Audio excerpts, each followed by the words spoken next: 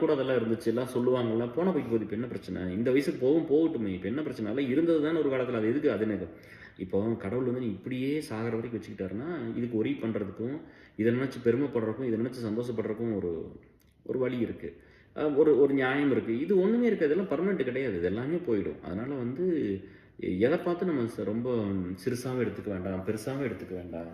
அதே மாரி எல்லாத்தையும் ஒரே மாரி ட்ரீட் பண்ணுங்க. வயசானவங்களா சரி, சின்னவங்களா இருந்தாலும் சரி, பெரியவங்கள எல்லாத்தையும் ஒரே மாரி அன்போடும், மரியாதையோடும் அப்படிதான் ட்ரீட் பண்ணணும். ஸோ கூட கிடைக்காம இருந்திருக்காங்களா, அவங்கள பார்க்கும்போது ரொம்ப கஷ்டமா இருக்கும்.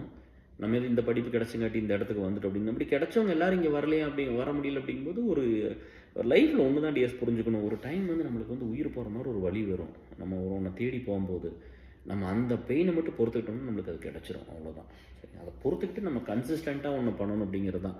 மைண்ட் வந்து ஈஸியா வந்து டைவர்ட் ஆயிரும். என்கிட்ட நெறைய பேர் கேட்டாங்க. இது எப்படி இவ்ளோ இப்ப பரவால்ல. இந்த ஏசல் ஸ்டார்ட் பண்ணும்போது இவ்ளோ வருஷம் வந்து நெறைய நெறைய அவமானம், நெறைய இன்சல்ட். அது வந்து கொஞ்சம் நெஞ்சம்லாம் கிடையாது. அதெல்லாம் கேட்டீங்கன்னா நீங்க ரொம்ப எமோஷனல் ஆயிருவீங்க.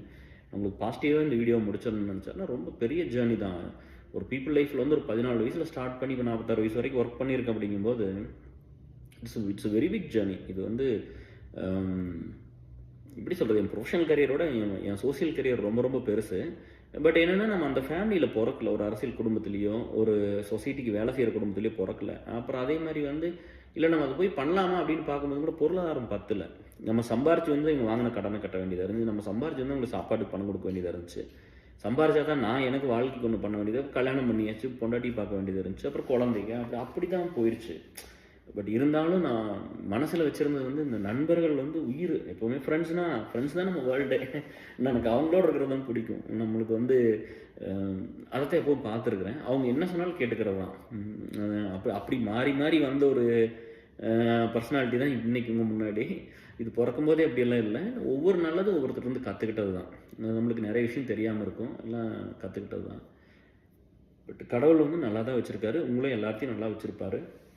யார்கிட்டும் தேவையில்லாததுக்கெல்லாம் போய் எப்போவுமே இந்த போட்டி பொறாமை இது எப்பவுமே வேண்டாம் டிஎஸ். நான் எந்த காலத்துலையும் இது வரைக்கும் இருந்ததில்லை.